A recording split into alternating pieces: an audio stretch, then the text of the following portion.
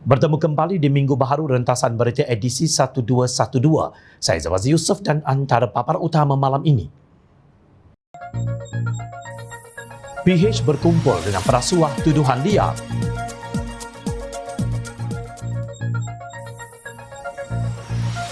Puak yang mengkhianati rakan sendiri, bolehkah dipercaya?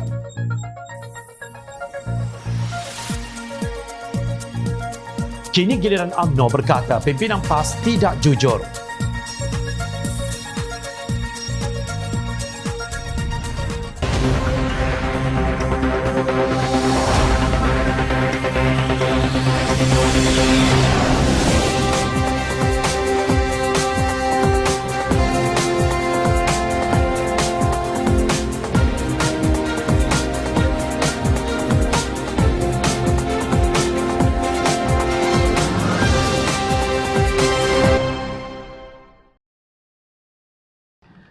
Assalamualaikum dan salam sejahtera. Pemimpin Amanah kesal terhadap tuduhan liar Presiden PAS Tan Sri Abdul Hadi Awang yang ia cuba menggambarkan Pakatan Harapan yang terdiri daripada Keadilan, DAP, Amanah dan UBKO itu sebagai parti rasuah. Kenyataan tersebut dizahirkan oleh pengarah komunikasi Amanah Khalid Abdul Samad dengan merujuk kepada tulisan Abdul Hadi bahawa ramai dalam kalangan PH yang tidak beriman, berakidah dan bermoral berakhlak secara terbuka mengumpulkan kumpulan pemberi rasuah dan penerima rasuah. Kami percaya Hadi membuat kenyataan ini bagi menyembunyikan sikap sebenar PAS yang lunak terhadap rasuah apabila PAS mempertahankan individu dan kumpulan pelaku rasuah yang telah dibuktikan bersalah di mahkamah. Apatah lagi ia dibuat ketika Sarawak Report menegaskan mereka ada bukti PAS menerima wang dari UMNO dan juga tindakan Hadi menarik balik saman beliau terhadap Sarawak Report, kata Khalid. Dan menyelat Hadi yang membuat kenyataan tanpa bukti dan fatwa. Sikap tidak bermoral PAS sebagai sebuah parti yang menggunakan nama Islam berkawan dan mempertahankan pelaku rasuah telah memberikan gambaran yang salah tentang kesucian dan ketegasan Islam dalam menjaga harta negara dan kepentingan awam, ujarnya. Menurut Khalid, Islam mengajar umatnya untuk membenci rasuah dan menolak pelaku rasuah. Justru katanya seharusnya PAS mengambil sikap yang lebih tegas dalam menolak parti dan kepimpinan parti yang telah dibuktikan mengamalkan budaya itu. PAS juga seharusnya menolak amalan menerima tawaran jawatan sebagai habuan sokongan untuk kuasa seperti mana yang berlaku semasa pertukaran Kerajaan Perikatan Nasional kerana ianya juga satu bentuk rasuah dan tidak bermoral, tegas Ahli Parlimen Pakatan Harapan Shah Alam itu. Beliau menjelaskan bahawa sikap tegas Pakatan Harapan terhadap rasuah terselah dengan kejayaan Pakatan Harapan membawa pelaku rasuah dalam skandal Wan Malaysia Development Berhad 1MDB ke muka pengadilan. Ini memberi mesej tegas bahawa harta negara dan khazanah awam mesti dipertahankan dengan penuh amanah. Pakatan Harapan juga telah menubuhkan Pusat Governance, Integriti dan Anti Rasuah Nasional yang dikenali sebagai GIACC sebagai sebuah agensi pengukuhan amalan urus takbir baik dan anti rasuah. Dalam tempoh yang singkat, GIACC telah berjaya melaksanakan beberapa inisiatif dalam melawan amalan rasuah dalam pentadbiran negara, ujarnya. Khalid merujuk kepada Indeks Persepsi Rasuah IPR Malaysia pada tahun 2019 yang menunjukkan kenaikan skor IPR yang tertinggi sebanyak 53 mata dengan kedudukan pada tanggal 51 daripada 180 buah negara. Sebaliknya, semasa PAS menjadi sebahagian daripada Kerajaan Perikatan Nasional pada tahun 2020, skor Malaysia jatuh kepada 51 mata dengan kedudukan pada tanggal 57. Pada tahun 2021, IPR Malaysia telah menjunam kepada 48 mata dan berada di kedudukan tangga yang ke-62. Bukan hanya Abdul Hadi mengarut apabila membuat tuduhan liar bahawa ramai di kalangan Pakatan Harapan tidak bermoral dan tidak beriman kerana kononnya dikelilingi perasuah. Beliau juga melontarkan kenyataan seolah-olah mengalami demensia apabila berkata paling ramai pihak yang melompat parti bukan alasan yang berprinsip tetapi mengejar janji-janji manis dan janji bohong seperti rasuah juga. Mereka mengamalkan politik dendam melalui kenyataan terbuka yang mengganggu gugat urusan pentadbiran negara dan menyusahkan badan kehakiman. Tegasnya, siapakah sebenarnya melompat parti kerana janji manis scheme of things? Bukankah mereka semua kini berada dalam bersatu peneraju Perikatan Nasional yang dianggotai PAS? Siapakah yang menyusahkan badan kehakiman setelah bekas Perdana Menteri Datuk Seri Najib Razak didapati bersalah oleh Hakim Mahkamah Tinggi Datuk Muhammad Nazlan Muhammad Ghazali kerana menyeleweng dana 42 juta ringgit SRC International Sendirian Berhad? Bukankah pemimpin UMNO dan suku sakat mereka yang kini PAS begitu teruja untuk bersama dalam muafakat nasional kononnya demi penyatuan ummah. Abdul Hadi juga mendabik dada bahawa PAS dengan kemampuan mentadbir kerajaan negeri dan beberapa kementerian tetap berusaha membuktikan Islam sahaja berjaya mencipta integriti yang sebenarnya, tidak palsu dan berpura-pura. PAS beristiqamah menentang segala dosa besar dan dosa kecil, termasuklah rasuah dan segala jenis salah laku yang berlaku di semua peringkat. PAS menanganinya dengan pendekatan Islam yang sempurna dan holistik, daripada pendidikan yang sempurna dari sudut roh dan jasad individu dan juga masyarakat, termasuklah melalui media yang berakhlak, bukan sahaja sistem kehakiman yang benar-benar sempurna dan hukuman yang adil, tegas dan mendidik berkonsepkan hakimiyah Allah. Tiada sesiapa boleh mengatasi undang-undang Allah, tegasnya. Secara tersirat, Abdul Hadi mendakwa media lain kecuali Harakah Daily yang pernah kalah dalam saman fitnah oleh pimpinan amanah juga tidak berakhlak. Namun di sebalik cakap besar Abdul Hadi itu, bila pula PAS pernah menangani rasuah dan salah laku dengan pendekatan Islam? Adakah berpuas hati dengan penjelasan bekas Ketua Pegawai Eksekutif 1MDB Arukanda berhubung rasionalisasi hutang firma tersebut pada 7 Ogos 2017 itu dikira sebagai pendekatan Islam? Wahai pimpinan PAS, adakah bersolidariti dengan Najib Razak setelah beliau didapati bersalah oleh mahkamah itu pendekatan Islam? RUU 355 pun sehingga hari ini masih terapung-apung entah di mana. Adakah itu hanyut bersama balak-balak yang menghentam rumah rakyat semasa banjir lumpur dahulu? Jawablah dengan ikhlas, siapa sebenarnya yang berkumpul dengan perasuah? Ahli Parlimen Sepang Muhammad Hanifah Mahidin mempersoalkan apakah kayu ukur atau standard yang digunakan oleh Presiden PAS Tan Sri Abdul Hadi Awang untuk membuat kesimpulan bahawa ramai pimpinan PH adalah tidak beriman dan tidak bermoral. Kalau asas dia kerana dalam PH ramai dari mereka tidak beriman kerana ada pimpinan PH yang bukan beragama Islam, maka logiknya PAS sewajarnya perlu membubarkan Dewan Perhimpunan Penyokong PAS DHPP di parti tersebut kerana DHPP dianggotai para ahli yang bukan Islam. Dan jika misalnya kayu ukur yang digunakan bagi menyimpulkan bahawa ramai pemimpin PH tidak bermoral kerana kami semua adalah perasuah atau penyokong rasuah, mungkin yang dia perlukan adalah sebuah cermin muka. Katanya dalam satu kenyataan, Hanifah membangkitkan beberapa tindakan PAS sebagai kerajaan PNBN yang jauh bercanggah dengan kenyataan pimpinan PAS sendiri. Agak pelik juga dalam keadaan ramai pemimpin PH dikatakan tidak bermoral di zaman PH menjadi kerajaan, kekerapan cabutan khas judi nombor ekor PH kurangkan kepada 11 kali pada tahun 2019 dan diturunkan lagi kepada 8 kali pada tahun 2020. Tapi bila PAS yang suci dan kudus itu menjadi gomen, tebuk atap secara khianat, depa pi main naik cabut khas nombor ekor, yakni judi kepada 22 kali sindirnya. Untuk rekod, hal tersebut disahkan oleh Menteri Keuangan Tengku Datuk Seri Zafrul Abdul Aziz di Parlimen pada 20 September 2021 semasa menjawab jawapan Ahli Parlimen Pakatan Harapan Pokok Sena Datuk Mahfuz Omar. Hanifah berkata ironisnya Menteri Keuangan Pakatan Harapan Lim Guan Eng yang mengurangkan cabutan judi kepada 8 kali dituduh tidak bermoral, sedangkan yang menaikkan kembali kepada 22 kali iaitu Tengku Zafrul seperti di era pentadbiran Barisan Nasional dahulu dikatakan beriman dan bermoral. Secara sinis, Hanifah berkata, setakat 15 September 2022, 22 kali lebih banyak daripada 8 kali.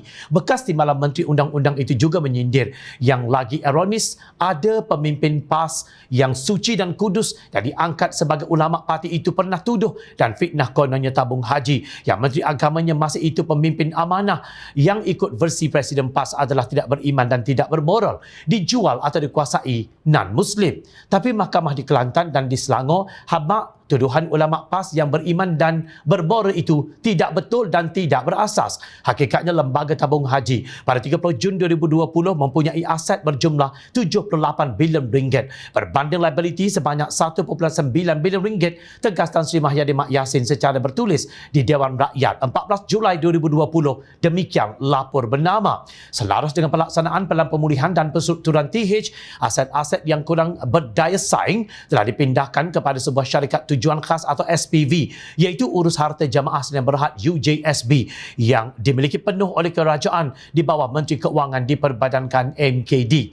Oleh yang demikian, TH tidak dikuasai oleh orang bukan Islam. Demikian kata Mahyidin ketika itu merupakan Perdana Menteri Malaysia. Mahyidin berkata demikian bagi menjawab soalan Ahli Parlimen Pakatan Harapan Parit Bunta, Datuk Seri Dr. Mujahid Yusof yang bertanya mengenai kedudukan aset terkini tabung haji serta adakah kerajaan terdahulu telah menjual banyak aset TH dan membiarkan TH dikuasai oleh orang bukan Islam. Presiden PAS itu menuduh PH cuba menghalang perjuangan Islam yang menjadi pegangan partinya sedangkan penentang tegar hudud MCA, MIC dan juga gerakan. PAS, kata Abdul Hadi yang pernah bertahalluf dengan pelbagai parti mendakwa tidak pernah sesekali melanggar perjanjian yang dimeterainya dan tidak boleh diheret keluar daripada landasannya. Sedangkan dalam perjanjian bersama rakan ta'awunnya UMNO menerusi apa yang dinamakan sebagai Muafakat Nasional, PAS juga dikatakan sebagai pengkhianat. Dakwaan ini dilontarkan oleh Naib Presiden UMNO Datuk Seri Khalid yang berkata pengkhianatan itu berlaku semasa pilihan raya negeri Melaka dan Johor sekaligus menunjukkan PAS tidak ikhlas untuk bersama UMNO lapor utusan online. Hak dia nak cakap apa pun dalam muktamarnya, dia lupa dia khianat UMNO bila janji tak masuk Perikatan Nasional tetapi dia sama-sama tubuhkan PN dengan bersatu. Dia tunjuk tak ikhlas bila tolak tawaran UMNO di beberapa kursi di Melaka kerana percaya BN akan kalah katanya seperti dipetik malangnya. Yang berlaku adalah sebaliknya, PAS tidak menang walau satu kerusi pun di pilihan raya negeri Melaka. Namun Abdul Hadi dengan angkuh menegaskan PAS tidak pernah rugi dari sudut ahli, pengikut dan pemimpinnya walaupun beberapa kali kehilangan kerusi dan negeri yang pernah dimenangi. Beliau seterusnya menggunakan firman Allah Subhanahu Wa Taala dalam surah Ibrahim ayat 24, 25 dan 26 sebagai sandaran hujah. Terjemahan ayat tersebut berbunyi begini, tidakkah kamu memperhatikan bagaimana Allah telah memberi perumpamaan kalimah yang baik itu sebagai pohon yang baik, akarnya teguh dan cabangnya menjulang tinggi ke langit. Ayat 24. Pohon itu menghasilkan buahnya pada setiap musim dengan izin Tuhannya. Allah memberi perumpamaan itu untuk manusia supaya mereka selalu ingat. Ayat 25 surah Ibrahim. Dan perumpamaan kalimah yang buruk seperti pohon yang buruk yang telah dicabut dengan akar-akarnya dari permukaan bumi tidak dapat tetap tegak sedikit pun. Surah Ibrahim ayat yang ke-26. Apakah yang ditanam oleh PAS selain pokok takfiri, prasangka buruk dan kebencian kaum yang melampau? Paling tidak masuk akal. PAS menerusi kenyataan timbalan presidennya, Datuk Seri Tuan Ibrahim Tuan Man menganggap bersatu yang mengkhianati rakan seperjuangannya dan mandat rakyat menerusi persekongkolan tebuk atap dalam langkah syaratan 2020 sebagai berjasa besar. Pengkhianat disanjung, pihak yang dikhianati ditohmah tidak beriman dan tidak bermoral. Kebebalan apakah ini? Benarlah seperti kata Hanifah, Abdul Hadi perlu mencermin diri sendiri. Justru, bolehkah kita serahkan amanah untuk meneraju negara tercinta ini kepada parti yang dipimpin oleh puak yang mengkhianati rakannya sendiri, seterakan, sekongkolnya? Nampaknya apa yang diharapkan oleh pimpinan PAS daripada UMNO tidak kesampaian. Walaupun PAS menerusi Setiausaha Agongnya Datuk Seri Taqiyuddin Hassan menegaskan UMNO rakan ta'awun PAS demi menambah undi bagi parti itu, ia tetap semakin sukar untuk menjadi realiti. Ini berikutan kenyataan Ketua Penerangan UMNO Syahril Hamdan bahawa tuduhan Presiden PAS Tan Sri Abdul Hadi Awang Pakatan Harapan tidak beriman dan tidak bermoral serta menerima pemberi rasuah dan penerima rasuah tidak wajar dan melampaui batas. PH bukan makhluk asing atau hantu. Mereka pun rakyat Malaysia yang dalam kalangannya ramai berniat baik dan berwibawa seperti juga dalam semua parti politik. Sama ada Muslim atau bukan Muslim, kata Syahril dalam kenyataannya lapor Malaysia Kini. Menurut beliau, keadaan menjadi lebih sukar apabila Abdul Hadi mendakwa amalan rasuah di negara ini banyak berpunca daripada golongan bukan Muslim dan bukan Bumiputra. Percaturan politik itu suatu perkara, tetapi apabila ditambah dengan ideologi yang semakin jauh, sukar untuk mencari jalan, katanya. Tersangatlah berbezanya pendirian Syahril berbanding dengan beberapa pimpinan PAS yang terus menyambut kenyataan Abdul Hadi itu walaupun tanpa sekelumit bukti yang nyata. Budaya politik fitnah adalah sinonim dengan PH, terutamanya DAP, Dakwa Pesuruhjaya PAS Negeri Melaka Zulkifli Ismail dalam satu kenyataan yang diterbitkan di Harakat Daily 15 September lalu. Malah beliau menambah lagi tomahan itu dengan mengaitkan kepada komunis dan penentang Islam. Ia adalah budaya politik kepada sebuah perjuangan yang bankrupt idea, menipu rakyat dalam janji-janji mereka, mesra komunis dan menjadi lidah kepada para penentang Islam, tegas Zulkifli yang memakai gelaran Tuan Guru di hadapan namanya. Tomahan Abdul Hadi turut dipanjangkan oleh Ketua Penerangan PAS Negeri Selangor Muhammad Fadli Ghani dalam kenyataan yang turut menuduh Pakatan Harapan sebagai perasuah dan tidak bermoral.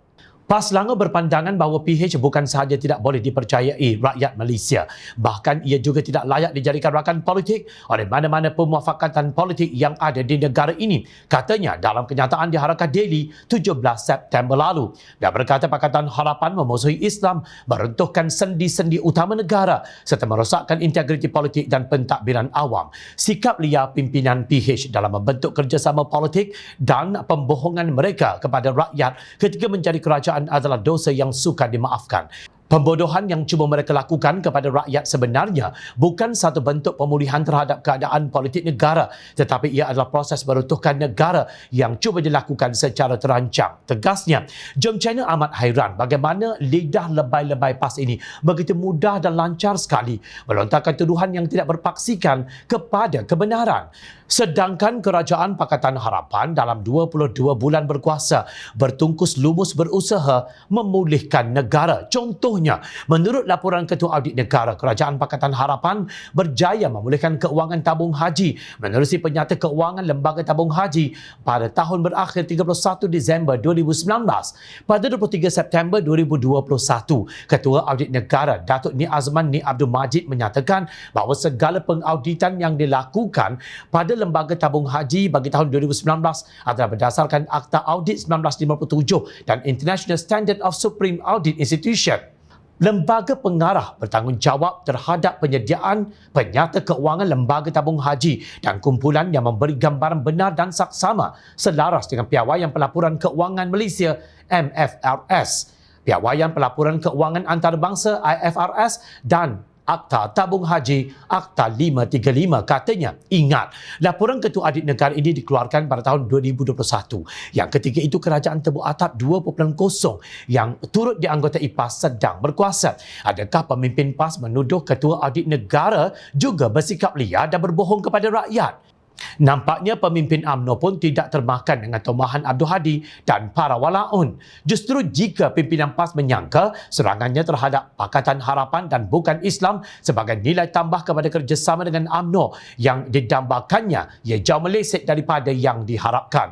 Malah cadangan Timbalan Presiden PAS, Datuk Seri Tuan Ibrahim Tuan Man, yang mahu berunding dengan Barisan Nasional dalam menentukan hala 27 kerusi Parlimen kritikal pada pilihan raya umum ke-15 ditolak mentah-mentah oleh UMNO. PAS berharap dapat menawan semula kerusi berkenaan yang kini dipegang oleh Pakatan Harapan, terutamanya Bentong dan juga Raub. Malang bagi PAS, pimpinan UMNO di peringkat negeri senada dengan Syahril dan berkata tiada kerjasama terpilih UMNO dan PAS di mana-mana negeri pada masa ini bagi menghadapi pilihan raya umum ke-15. Buat masa ini, kita tetap dengan keputusan Majlis Kerja Tertinggi MKT dan keutamaan UMNO kini bersiap siaga hadapi pilihan raya, kata Pengerusi UMNO Kelantan Datuk Ahmad Jazlan Yaakob. Demikian yang dilaporkan Berita Harian. Menurut media, Rabu lalu beberapa ketua UMNO bahagian mendesak MKT menutup pintu rundingan dengan PAS berhubung 27 kerusi Parlimen berkenaan. Sementara itu, Setiausaha UMNO Terengganu Datuk Rozi Mamat berkata UMNO tidak mahu menangis untuk kali keempat disebabkan ketidakjujuran dalam hubungan dengan PAS. Seluruh ahli parti menangis kecewa selepas BN tumbang pada PRU lalu dan sekali lagi menangis kegembiraan apabila UMNO menjalin kerjasama dengan PAS melalui Muafakat Nasional MN. Seluruh ahli UMNO kemudian menangis kecewa apabila PAS menjalin kerjasama dengan Bersatu melalui Gabungan Perikatan Nasional PN dengan membelakangkan UMNO. Katanya seperti dipetik. Perdana Pengerusi BN dan UMNO Johor, Datuk Hasni Muhammad, juga sama bahawa mereka akan bergerak solo pada PRU 15 tanpa bekerja dengan mana-mana parti lain di luar Barisan Nasional. Apapun, Jom China mengucapkan terima kasih kepada Abdul Hadi kerana berkongsi firman Allah berhubung perbicaraan di Padang Mahsyar dalam surah Yasin ayat 65 yang bermaksud, pada hari ini kami paterikan mulut mereka dan berkatalah kepada kami tangan-tangan mereka dan kaki mereka memberi kesaksian terhadap apa yang dahulu mereka usahakan. Rakyat yang kalian kucak-kacirkan kehidupan mereka dengan kos sara hidup yang tinggi, inflasi yang mencanak, kehilangan tersayang kerana COVID-19 atau bunuh diri akibat kebejatan kalian dalam tadbir urus negara akan menjadi saksi. Ingat, rakyat sentiasa memerhati. Teruskan bersama kami di Jam Channel dan layar reporter jamchannel.net untuk mendapatkan berita politik tanah air. Saya Zawaz Yusof, terima kasih untuk perhatian dan penilaian yang anda berikan. Assalamualaikum, salam sejahtera. Jumpa lagi.